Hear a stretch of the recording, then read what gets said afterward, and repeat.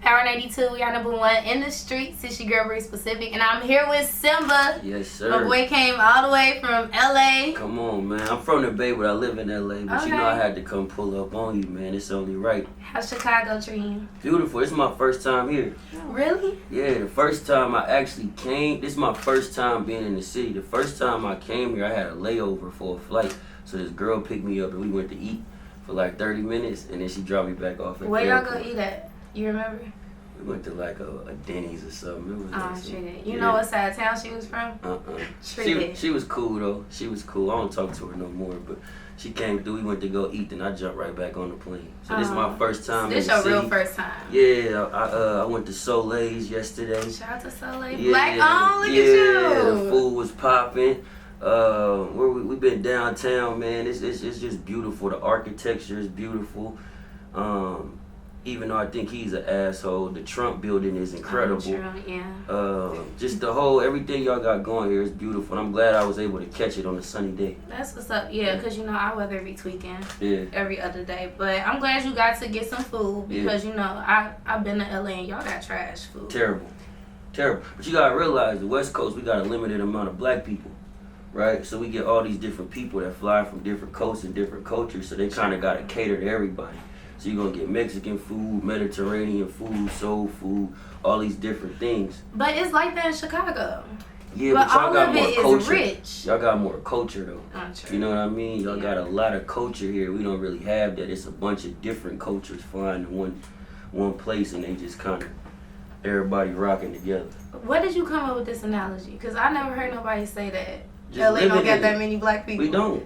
Look it up. I mean, like, we don't got a lot of black restaurants. We got black-owned businesses. We don't have a lot of them because it's a limited amount of black people. We got a lot of Polynesians, a lot of Asians, a lot of Hispanics, different diverse communities is what's in California. But when you come to the South, this is where our people are. Yeah, for sure. You know Especially Atlanta. It's where we Alabama, landed. It's when we landed when they brought us over here. Mm-hmm. You know, so we gonna always be in packs over here more than over there. That's what's up. I really never heard nobody just say like, yeah, our culture isn't as much out there. Even though like when it comes to like media, most of our culture comes from this side. Exactly. Yeah, come from this So side.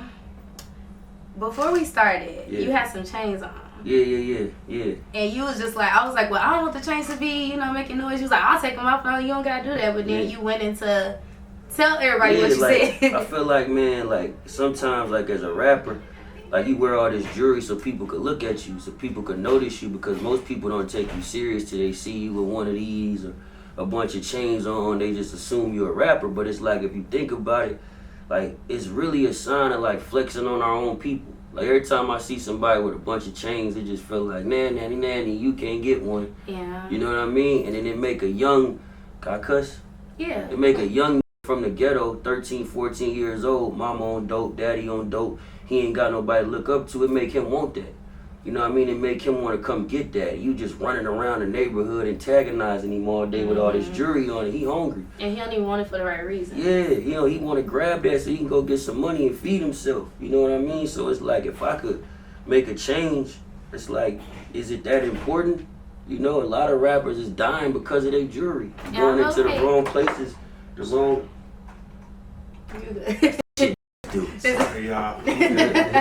But nah, like a lot of rappers, like they passing, just going into certain communities and got their jewelry on and just think it's all good. But it's like, bro, people out here hungry. You can't just come through the community and not give back or give them something to look forward to, and you just walking around this like Macho Man Randy Savage.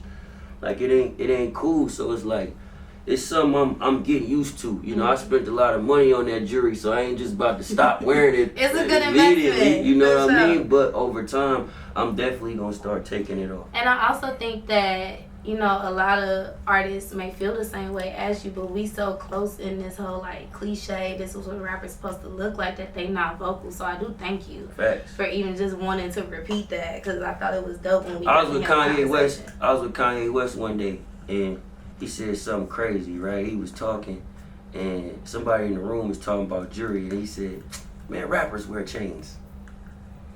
And I really thought about it like, damn, like, he a whole billionaire. You know what I mean? Or somebody that come from this culture, come from Chicago, come from this community, and he ain't wearing no jewelry. He just getting fly every day. Yeah. He designing clothes, designing shoes. He wearing his clothes, so he not even spending no money on clothes. See what I'm saying? So it's like, how important is the jewelry if a $10 billion man don't feel like he need it?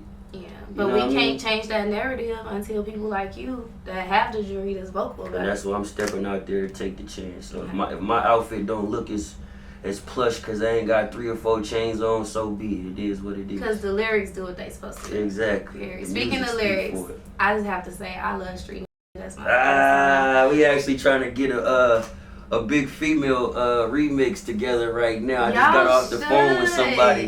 off the phone with somebody very important. She in the studio right now. Period. I love that. So you gonna keep Cali on the remix or?